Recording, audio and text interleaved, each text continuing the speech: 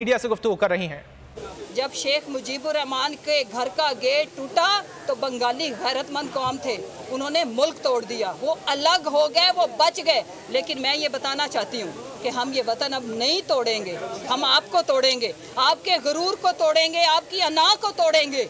और आपके ये जो जुल्म है ना, जो मेरे मुल्क का आइन के पैसे पे पलने वाले पालतू, ये जो आपका गुरूर है ना, इसको इंशाअल्लाह ताला आइन और कानून के ताबे करेंगे। ये जो ताकत के नशे हैं ना, ये नशे टूट रहे हैं। और आज हमारी लीडरशिप की तरफ से अगला जब तक पैगाम हमें नहीं मिलता, मैं ये ओपन एक मैसेज देना चाहती हूँ कि पूरी कौम कराची से खैबर तक, कश्मीर गिलगित बल्तिस्तान तक सब तैयार रहें।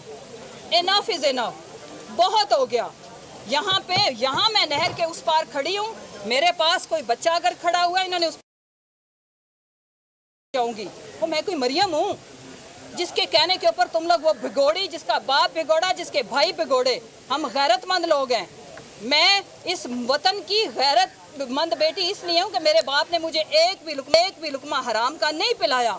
ये जो सारी यहाँ पे बैठी है ना, पहुंची हैं, ये वफा की देवियाँ इसलिए हैं कि ये नेक घरों की हैं, अच्छे घरों में तरबियत हुई है। हम वफा निभाएंगे। हम कहते थे कि खून के आखिरी कतरे तक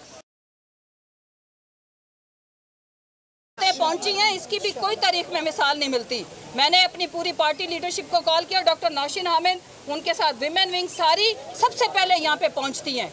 मुझे रोना आया आज, इसलिए कि क्या हमारा ये कसूर है कि हम इस वतन में पैदा हो गए हैं और हमने आपको अपनी आंखों का और अपने सर का ताज बनाया, अपने मुल्क के इदारों को, और अब आप हमारी चादरें नोचने पे उतर आए हो।